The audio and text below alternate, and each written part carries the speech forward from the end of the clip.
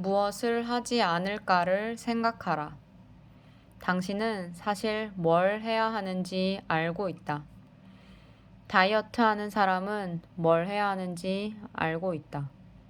적게 먹고 운동을 열심히 하면 된다.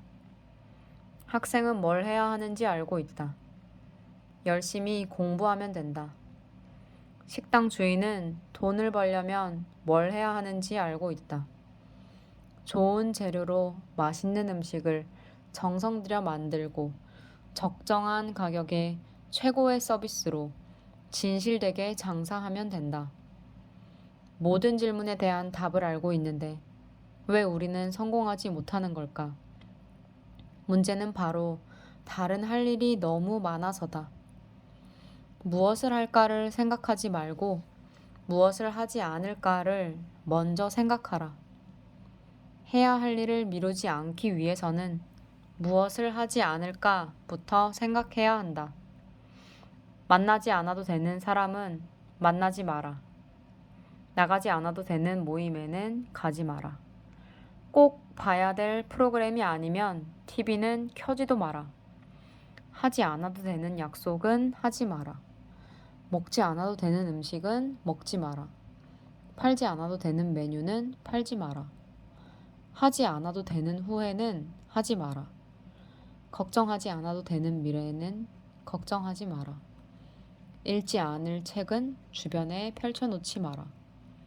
인생에 도움이 안 되는 부정적인 생각은 하지 마라. 늦잠은 자지 마라. 하지 않아도 되는 말은 하지 마라. 특히 험담. 자, 하지 말아야 될 행동을 다 정리했다. 그럼 이제 당신의 머릿속에 남아있는 생각이 있을 것이다. 그 일을 하라. 지금 당장.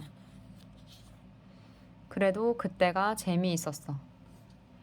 낮과 밤이 합쳐져 하루가 된다. 어둠과 밝음이 합쳐져야 온전한 하루가 되는 것이다. 우리 인생도 행복과 불행이 합쳐져 있다. 행복과 불행이 공존해야 완벽한 인생이 만들어진다. 하지만 우리는 불행을 싫어한다. 나도 그렇다. 하지만 사실 불행은 없다. 불행은 조금 요란한 행복일 뿐이다. 불행은 우리를 울고 신음하게 만들지만 그뿐이기 때문이다. 한창 방송일로 바쁘게 살던 시절, 난 큰 교통사고를 당했다. 전라남도 해남에서 촬영을 마치고 서울로 올라오다 트럭과 부딪힌 것이다. 당시 잠든 나를 태우고 달리던 매니저가 시속 190km까지 밟았다고 하니 사고의 충격이 얼마나 컸을지 충분히 짐작할 수 있을 것이다. 사고 직후 병원으로 옮겨졌을 때 의사는 우리 가족에게 마음의 준비를 하라고 말했다. 그만큼 내가 살아날 가능성은 거의 없었다. 온 가족이 울고 소리 지르고 신음했다. 그런데 이 교통사고가 내 인생의 터닝 포인트였다. 기적적으로 목숨은 건졌지만 난 사고 후유증으로 한쪽 눈동자를 움직일 수 없었다. 이런 몸 상태라면 더 이상 방송을 할 수 없었다. 그때 처음으로 내 인생에 대한 진지한 고민을 시작했다. 난 방송이 아닌 다른 어떤 일을 할 수 있을까 생각했다. 혼자만의 생각으로 답을 찾을 수 없었기 때문에 책을 읽기 시작했다. 그렇게 본격적으로 시작한 독서는 이제 3,000권 이상의 독서 내공으로 내 몸에 쌓였고 난 돈에 휘둘리지 않는 삶을 살아갈 능력을 가지게 됐다. 사고가 아니었다면 나는 책을 만나지 못했을 것이다.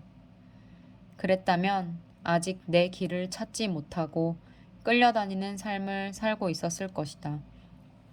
사고 이후 난 내가 가야 할 길을 찾았고 지금까지 1초도 끌려다니지 않으며 행복하게 살고 있다. 아프리카의 어떤 부족은 맹수들을 피해 척박한 땅에서 잠을 잔다. 하지만 그곳엔 먹을 게 없다. 먹을 것을 구하기 위해 강을 건너야 하는데 물살이 너무 세서 자칫 목숨을 잃기 십상이다. 이 부족은 살아서 강을 건너기 위해 무거운 돌을 들었다. 그 무거운 돌이 자신을 살리는 돌이 되었던 것이다. 지금 당신에게 닥친 고통, 당신이 짊어지고 있는 짐은 어쩌면 당신을 살리기 위한 고통이고 짐인지 모른다. 나의 교통사고가 지금의 인생을 만들어준 것처럼 아프리카 부족이 들고 다니는 무거운 돌이 그들의 목숨을 살리는 돌이 되어준 것처럼 말이다. 그러니 내 인생에 어둠이 있다면 어딘가로 던져버리는 대신 껴안을 줄 알아야 한다. 자신의 짐을 꼭 안아주라. 한자의 밝을 명자를 보면 해와 달이 함께 있다. 심지어 달을 뜻하는 월자가 더 크다. 우리 인생엔 어둠의 시간이 더 길다. 당연한 일이다. 그래야 한다. 다시 한번 명이란 글자를 보라. 달이 60%, 해가 40% 정도 된다. 어둠이 커야 진정한 밝음이 된다. 지나고 나면 모든 것이 아름답다. 하지만 문제는 지금이다. 지금 이 순간 힘들고 아픈 것을 견뎌야 한다. 그런데 여기에도 나만의 방법이 있다. 바로 견디는 방법이 아니라 즐기는 방법을 찾는 것이다. 밤에 노는 걸 좋아하는 사람이 있듯이 불행이라는 어둠의 시간 속에서 노는 법을 찾아보자. 낮에 노는 것도 좋지만 밤에 노는 것이 더 좋을 때가 많다. 밤에 노는 게 좋은 이유는 어둠이 있기 때문이다. 캠핑 가서 낮에 불멍을 하면 매력이 없다. 불멍은 어둠이 있어야 아름답다. 어둠이 모든 걸 가리고 오로지 불만 보이게 해줘야 그 불을 보면서 나를 돌아보게 된다. 집중이 된다. 불멍의 매력이다. 불행이라는 어둠이 있어야 앞으로 헤쳐나가는 맛이 있다.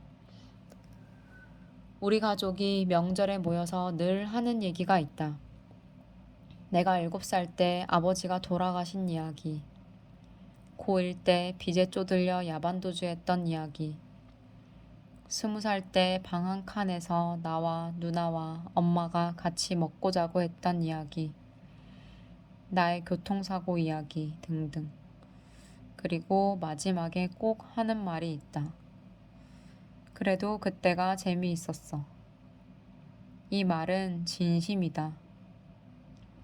인간은 역경을 뚫고 고난을 이겨내고 뭔가를 이룰 때 행복을 느낀다. 반드시 어둠이 배경이 되어줘야 한다. 지금 불행하다고 생각한다면 당신의 시간은 밤이다.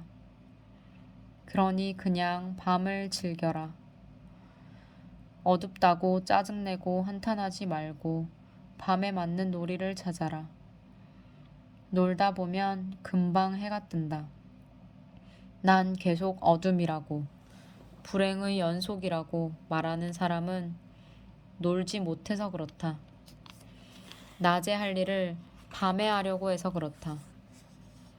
지금 당장 고통스럽고 불행하다면 그렇게 웅크리지 말고 일어나 어둠을 즐겨라. 어둠 속에서 미친 듯이 일을 해보자. 미친 사람처럼 킬킬킬 웃으면서 달려보자. 지금 당신 웃고 있지 않은가? 그래, 그렇게 미소 지으며 어둠을 즐기면 된다. 돈 뭐 그까이 거 확 벌어주겠어. 당신이 이렇게 말하는 목소리가 내게 들린다. 우리 함께 밤을 즐기자. 당신과 연결되어 기쁘고 행복하다. 진심으로 이 순간 사랑한다고 말하고 싶다.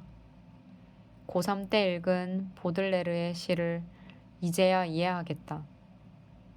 하루의 종말, 어순풀의 햇빛 아래 삶이 뻔뻔스레 떠들며 이유 없이 뛰고 춤추고 몸을 비튼다. 그리하여 이윽고 지평선에서 쾌락의 밤 솟아올라 허기마저도 다 가라앉히고 수치마저도 다 지워버릴 때 시인은 중얼거린다. 마침내 내 정신은 내 등뼈처럼 열렬히 휴식을 갈구한다. 서글픈 공상 가슴 가득히 나는 등을 대고 드러누워 내 정막 속에 잠기련다. 오 시원한 어둠이여. 아 시원한 어둠이여. 밤은 시원하다. 밤은 어둡지만 시원하다. 오늘의 법칙. 내일은 없다. 내일은 다가올 오늘이다. 그러니 오늘 행복하라. 그것이 매일 행복하게 사는 방법이다. 생각해보라. 사실 우리는 계속되는 오늘을 살고 있다. 어제도 없고 내일도 없다. 내일은 다가올 오늘이다. 오늘이 지나가면 또 오늘이 오고 또 그 다음 오늘이 오고 그저 오늘의 반복이다. 누구도 10분 후의 미래조차 살 수 없다. 바로 지금 이 책을 읽고 있는 이 순간 오늘을 살 뿐이다. 고로 우리는 오늘 행복할 수 있어야 한다. 오늘 행복하지 못한 사람은 다가올 오늘에도 절대 행복할 수 없다. 돈도 마찬가지다. 오늘 가진 돈으로 오늘 행복하게 사는 방법을 알아야 한다. 오늘 가진 돈이 적다고 불평하며 불행해하는 사람은 다가올 오늘에 천하를 가져도 적다고 불행해할 것이다. 그것이 바로 오늘의 법칙이다. 미래를 믿지 마라. 미래는 아무도 모른다. 누구도 다가올 오늘의 모습을 알지 못한다. 때문에 오늘 행복할 수 있어야 한다. 가진 게 많든 적든 오늘 행복할 수 있다. 마음가짐의 문제다. 방법을 찾으면 누구나 행복할 수 있다. 난 지금은 불행하지만 열심히 돈을 벌어서 미래의 어느 날 행복해질 것과 같은 마음은 당장 버려라. 난 지금 당장 행복해지겠어. 내 환경이 아무리 열악해도 난 행복할 거야. 난 행복할 권리가 있어. 라고 외쳐라. 남과 비교하지 말고 남의 눈치도 보지 마라. 지금 당장 어떻게 하면 행복할 수 있을지 스스로에게 물어보라. 행복을 찾아라. 지금 당장 내가 시키는 대로 해보라. 첫째, 자리에서 일어나 360도 회전하면서 빨간색이 몇 군데 있는지 찾아보라. 둘째, 자 이제 눈을 감고 초록색은 몇 군데 있었는지 떠올려 보라. 셋째, 다시 360도 돌면서 초록색을 찾아보라. 아마 본인이 떠올린 것보다 많은 초록색을 발견하게 될 것이다. 우리는 보려고 하는 것만 본다. 스스로 불행하다고 생각하기 때문에 행복을 못 찾는 것이다. 돈이 없어도 행복할 수 있다는 사실을 믿어라. 나를 포함해 수많은 사람이 경험한 사실이니까. 난 돈이 없던 시절부터 이 사실을 알고 행복하게 살았다.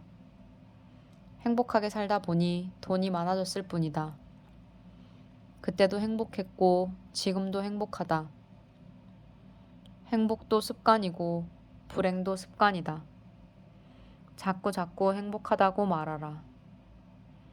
우린 죽음의 순간도 오늘 맞이하게 된다. 다가올 오늘을 살다가 죽음을 맞이한다. 오늘 행복할 수 있어야 죽음을 맞는 오늘에도 행복할 수 있다. 부디 미래에 행복하겠다는 생각은 버려라. 그것은 마치 죽은 후에 행복하겠다는 선언과 같다. 왜냐하면 우리에겐 오늘밖에 없기 때문이다. 내일도 없고 미래도 없다. 계속되는 오늘이 있을 뿐이다. 단지 오늘에 달려 있다. 오늘 하루만 생각하고 오늘 하루에 집중하라.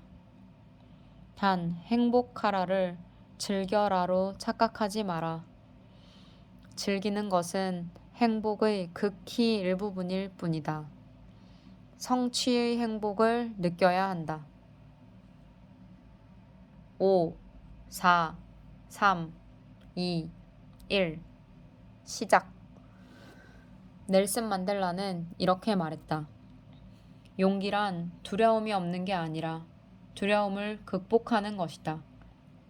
문제가 있다면 피하지도 미루지도 말고 지금 당장 정면으로 맞서야 한다. 예비 동작이 많으면 안 된다. 금연을 해볼까 생각했다면 당장 시작하라. 지금 가지고 있는 담배만 다 피우고 오늘이 27일이니까 다음 달 1일부터 시작하자. 이렇게 생각하면 실패한다. 독서를 결심했다면 당장 서점이나 도서관에 가서 손에 책을 쥐어야 한다. 떠오르는 핑계를 물리칠 수 있어야 한다. 결심한 목표만 바라보고 달려갈 수 있어야 한다.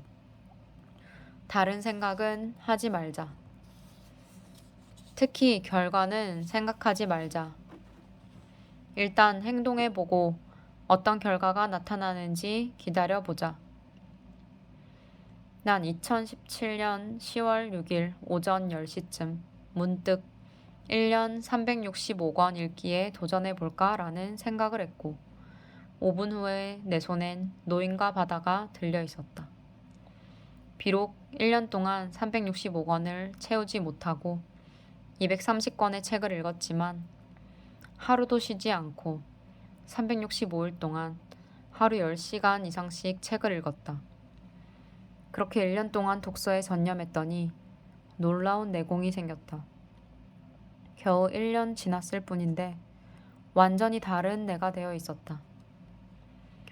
벌어들이는 수입 자체도 이전보다 훨씬 많아졌고 돈을 지배할 수 있는 힘이 생겼다. 돈도 돈이지만 삶의 질이 높아져 스트레스 없는 삶을 살고 있다. 바로 시작할 수 있는 능력을 키워야 한다. 연습만 하면 된다. 5초의 법칙의 저자 멜 로빈스는 5, 4, 3, 2, 1 이라고 외친 다음 마음먹은 일을 바로 시작한다. 독자 여러분도 한번 해보기 바란다. 아침에 일찍 일어나기로 마음먹었지만 몸이 안 따라줄 때 알람 소리가 울리면 5, 4, 3, 2, 1 외친 다음 벌떡 일어나라.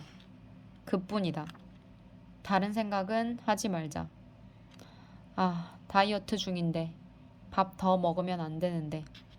그 순간에 5, 4, 3, 2, 1을 외치고 숟가락을 놔버리면 된다. 그뿐이다. 다른 생각은 하지 말자. 복잡하게 심각하게 고민해서 내린 결정보다 짧은 시간 안에 단순하게 내린 결정이 더 좋은 결과를 불러오는 경우가 많다. 말콤 글래드웰은 블링크에서 짧은 순간에 내린 결정이 더 좋은 결과를 가져온다고 말하며 수많은 역사적 사례를 보여준다. 생각과 행동을 단순하게 만들자. 일을 할 때도 마찬가지다. 어떤 신박한 아이디어가 떠올랐다면 일단 첫걸음을 내디뎌라. 행동에 옮기지 않고 주변 사람들에게 조언만 구하느라 허송세월하는 사람들이 있다. 과연 이 아이템으로 돈을 벌 수 있을까? 과연 성공할 수 있을까? 이미 트렌드가 지나간 건 아닐까? 물론 다른 사람에게 물어볼 수는 있다. 하지만 아무도 대답해 줄 수는 없다. 아이디어만 가지고 성공한다 또는 실패한다를 말할 수 없다. 또 한 가지, 바로 도전하지 않는 이유는 실패를 두려워하기 때문이다. 그런데 정말 실패가 두려운 걸까? 아니다. 사실은 실패 자체보다는 실패함으로써 자신의 한계가 드러나는 걸 두려워한다. 인간은 주변 사람에게 자신의 한계를 드러내기 싫어한다. 그보다 더 싫은 것은 스스로 자신의 한계를 알아버리는 것이다. 본인의 한계를 알고 나면 난 이것밖에 안 되는 사람이야. 이 모습으로 평생 살 수밖에 없어 라고 단정하고 무엇에도 도전하지 않게 된다. 그래서는 안 된다. 객관적으로 나를 평가할 수 있어야 한다. 내 한계를 빨리 알아내고 인정해야 한다. 그 순간부터 얼마든지 발전할 수 있다. 내 한계를 알아내는 방법은 도전하는 것이다. 도전이 성공하면 더 큰 목표를 향해 다시 도전할 수 있게 된다. 그렇게 나아가다 보면 실패하는 순간이 온다. 그 지점이 나의 한계점이다. 거기서 머무르지 말고 나의 능력치를 키우면 된다. 모든 성공한 사람이 이 과정을 거친다. 내 능력이 얼마나 되는지, 내가 얼마나 벌 수 있는지, 결국 내가 누구인지, 모든 독서의 끝이 바로 나는 누구인가에 대한 답을 찾는 것이다. 내 능력의 한계점을 알아내고 그 지점에 도달했다면 거기서 질문을 던져야 한다. 1. 더 높이 올라갈 것인가? 2. 이 정도에서 만족하며 살 수 있는가? 어쩌면 인생에서 이 두 가지 질문이 가장 중요할지 모른다. 누구나 타고난 그릇의 크기가 있다. 그릇이 크다고 좋은 건 절대 아니다. 큰 그릇을 채우지 못하면 만족이 없기 때문이다. 반대로 탐욕으로 자기 그릇이 넘치도록 쓸어 담으면 그릇에서 흘러넘친 만큼 스트레스를 받게 된다. 가령 내게 감당이 안 되는 돈은 스트레스다. 가장 좋은 건 내 그릇에 딱 맞게 담는 것이다. 그렇게 살아보고 그릇을 더 키우고 싶으면 그때 키우면 된다.